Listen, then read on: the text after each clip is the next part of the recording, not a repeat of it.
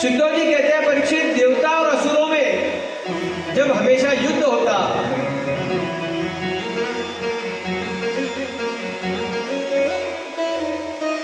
तो ये दैत्य क्या करते, शुक्राचार्य के पास मंत्र था, संजीवनी मंत्र। अगर कोई दैत्य मर गया तो उसको संजीवनी मंत्र से जागरूक कर देते, वापस जिंदा कर देते। फिर वो अगले दिन देवताओं के ऊपर चढ़ाई करके देवता से लड़ने के लिए तैयार। देवताओं ने कहा प्रभु से जाकर कुछ करो, तब भगवान ने कहा हमें समुद्र मंथन करके अमृत निकालना पड़ेगा, काम बड़ा कठिन है, मगर हमें इसमें दैत्यों की भी सहायता देनी पड़ेगी।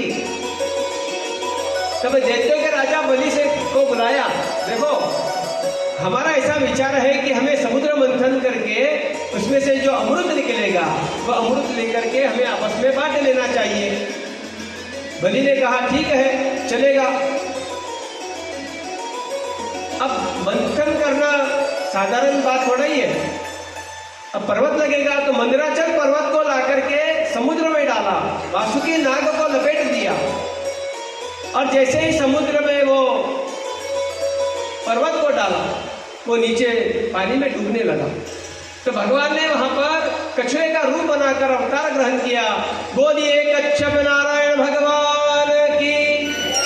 और वहां पर भगवान कछुए का रूप धारण करके उस मंदराचल पर्वत को अपने पीठ पर धारण कर लिया। अब जो है वासुकी नाग को पकड़कर बस मंथन करना प्रारंभ करना था।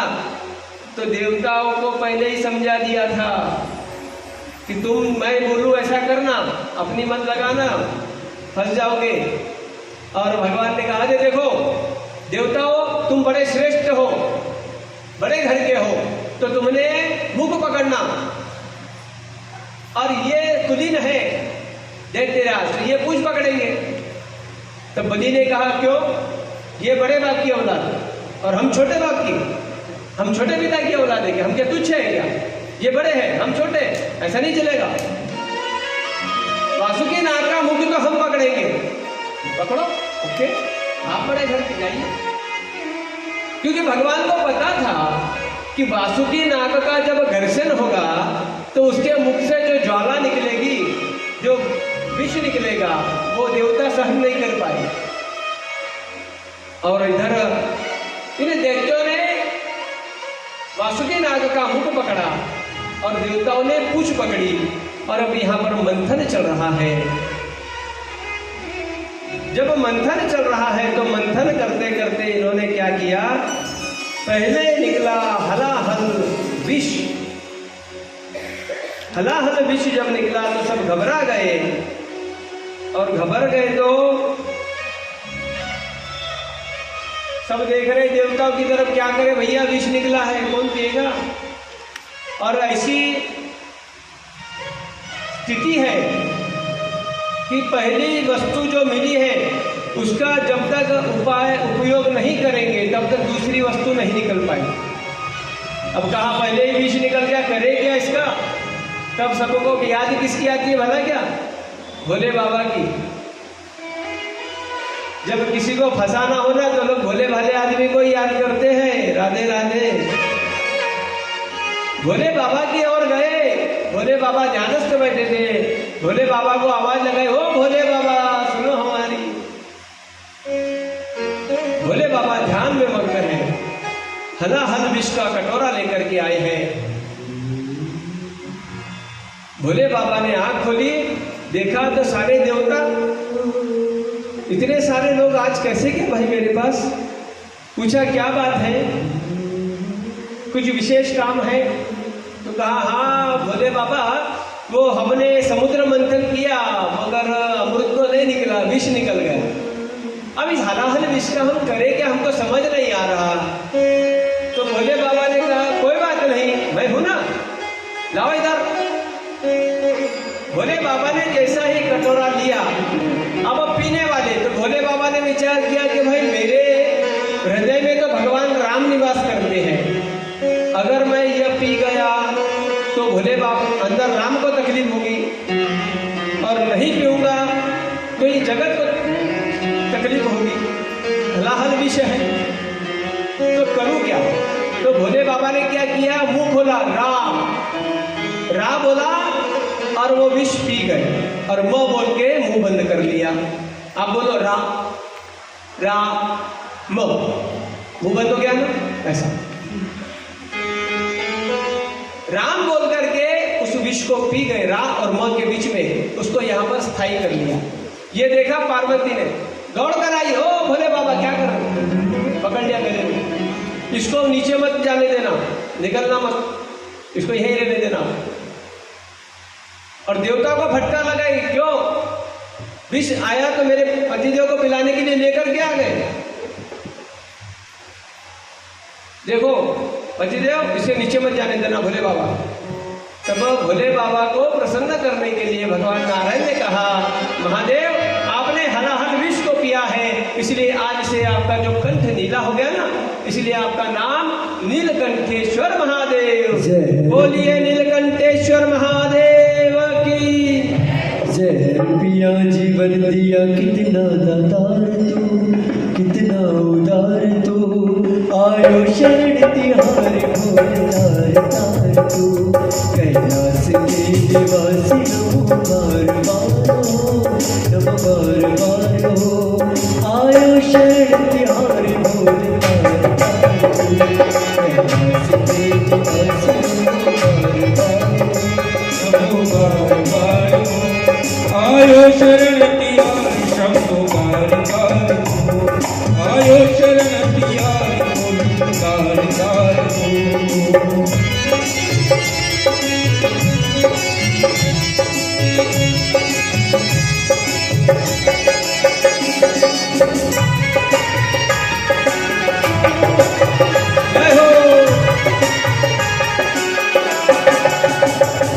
बखान क्या करूं मेरा खोके ढेर का, बखान क्या करूं मेरा खोके ढेर का, बबूत में खजाना कुबेर का, सबदी बबूत में खजाना कुबेर का।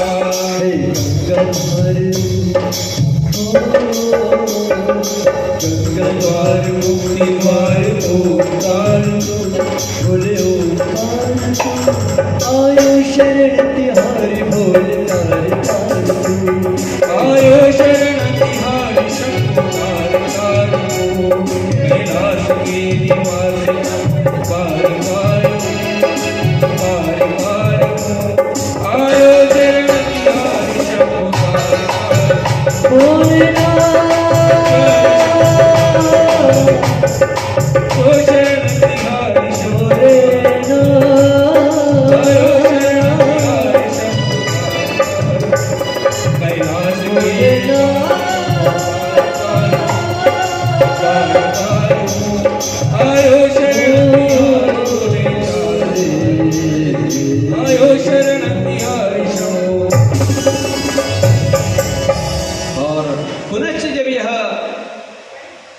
वहां पर समुद्र मंथन करना प्रारंभ करते हैं, तो वह अग्निहोत्र की सामग्री उत्पन्न करने वाली ब्रह्मलोक पहुंचा दिया।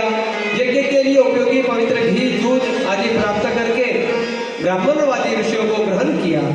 उसके बाद उच्च श्रवा नाम का घोड़ा निकला, वह चंद्रमा के समान श्वेत वर्ण का था, उसे बलि ने रखने की इच्छा की, और इंद्र ने भी उसे नहीं चाहा, जाने दो, कुछ अपने तरफ कुछ उसके तरफ, हमें तो बस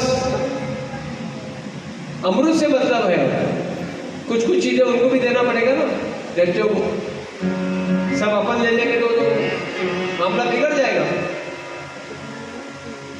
उच्च श्रेवा नाम का घोड़ा निकला, उसे बलि ने रख लिया। तदनंतर ऐरावत नाम का श्रेष्ठ हाथी निकला, उसे बड़े बड़े 4 दांत थे, उसको इंद्र ने रख लिया। उसके बाद कौस्तुभ नामक एक पद्मराग मणि निकला, उसे भगवान अभिजीत ने रख लिया। स्वर्गलोक की शोभा बढ़ाने वाले कल्प वृक्ष निकला, वह स्वर्ग को भेज दिया गया। अप्सराएं निकली, उन्हें भी स्वर्ग में भेज दिया। फिर वहां पर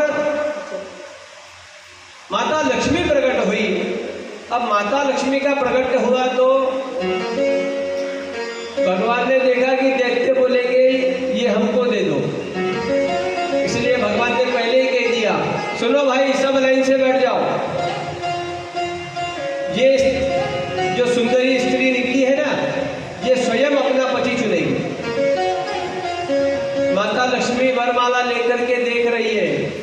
और देखो लक्ष्मी को कौन नहीं चाहता, सब चाहते हैं, हर कोई लक्ष्मी का दीवाना है। तो उसमें भगवान देवता बैठ गए, राक्षस भी बैठ गए और साधु मंडली भी बैठ गई। सबसे पहले देखा तो दुर्वासा मुनि के पास गई। दुर्वासा मुनि को देखा, ये बाबा जी दिखने में तो सुंदर है मगर बहुत तामसी है, चलो आगे। आगे आई, भोले बाबा को देखा। भोले बाबा तो बहुत अच्छे हैं, शांत है, भोले भाले हैं, मगर इनका वेश देखकर ही डर लगता है, चलो आगे। आगे आई, आगे आकर एक राजा को देखते देखते देखते देखते देखा तो उधर जो मुझे चाहिए वो कोई दिखाई नहीं दे रहा। जब उनकी नजर दूर पड़ी तो देखा कि एक सुंदर पुरुष वहां पर बैठा है, वो भगवान नारायण। विचार किया कि ये व्यक्ति, ये राजकुमार तो इतना सुंदर है, मुझे तो बड़ा पसंद आ गया, मगर ये मुझे पसंद नहीं कर रहा, मेरी तरफ देख भी नहीं रहा। तो जाने तो ये मुझे पसंद नहीं करता तो क्या मुझे तो ये पसंद है ना। जाकर के भगवान नारायण के गले में वरमाला डाल दी और हो गए आज से लक्ष्मी नारायण। बोलिए लक्ष्मी नारायण भगवान की जय। लक्ष्मी नारायण का विवाह यहाँ पर हो गया। और फिर जब इन्होंने पुनश्च समुद्र मंथन प्रारंभ किया तब वहां पर धर्मंकरी भगवान अमृत का कुंड कलश लेकर के प्रकट हुए। और जैसे ही प्रकट हुए दैत्यों ने देखा अमृत आया, दैत्यों ने अमृत पकड़ा और वहां से भागने लगे। देवताओं ने देखा अरे अरे अरे अमृत निकला निकला निकला, वो चले लेकर के चले गए, वो हल्ला हो गया। भगवान ने, नारायण ने कहा अरे भाई शांत रहो, तुमको अमृत पीना है ना? हाँ मैं पिलाऊंगा, शांति रखो। कहाँ से पिलाओगे प्रभु, वो तो लेकर के गए दैत्य। हाँ भाई कोई बात नहीं, तुम मेरे पीछे आओ, धीरे धीरे चलो। अब इधर क्या हुआ, ये दैत्यों ने अमृत लेकर तो आ गए, मगर आने के बाद अब ये कहता है मैं पीऊंगा, बोलता पहले मैं पीऊंगा। तो कहा कि देखो भैया, जिसकी लाठी उसकी भैंस, चलो अपनी अपनी शक्ति का परीक्षण करते हैं, जो जीतेगा उसका अमृत। आपस में लड़ने लगे। उतनी देर में भगवान नारायण ने मोहिनी का रूप बनाया और वहां पर प्रकट हो गए। देखा मोहिनी को, मोहिनी का रूप बनाकर भगवान आ गए। अरे अरे क्या कर रहे हो, सुनो। सबने देखा मोहिनी को, अरे अरे कितनी सुंदर स्त्री है, अप्सरा जैसी। भगवान के उस रूप पर मोहित हो गए। कहा तुम कौन हो? तो कहा मेरा नाम मोहिनी है। अच्छा, अब तुम लोग क्या कर रहे हो, आपस में क्यों लड़ रहे हो? तब एक ने कहा कुछ नहीं, हम भाई हैं, थोड़ा सा अमृत के लिए आपस में प्रेम से लड़ रहे थे। अच्छा, ये अमृत, बोले अमृत हमें पीना था, मगर अब तुम आ गई हो तो तुम अपने हाथ से हमें पिलाओ। तो भगवान ने क्या किया, चालाकी की। सुंदरी कहती है देखो मैं पहले स्पष्ट बोल देती हूँ, कभी भी पराई स्त्री पर, अनजान स्त्री पर कभी विश्वास नहीं करना चाहिए।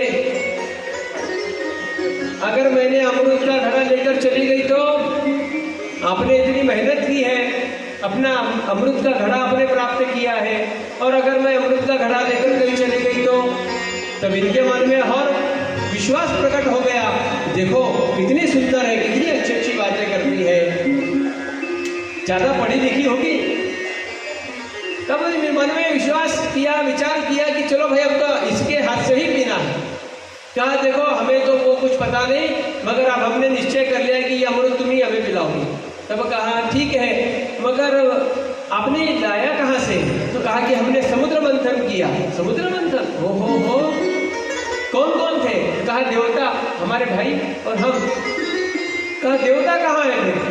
इतने में देवता वहां पर आ गए। कहा ये हमारे भाई है। तो कहा भाई तुम कैसे निष्ठुर हो, फिर अपने भाई को जिसने तुम्हारी मदद की उसको छोड़ दे रहे और खुद अकेला अकेला अमृत पी लोगे? लोग तुम्हें नाम नहीं रखेंगे, तुम्हारी निंदा करेंगे लोग।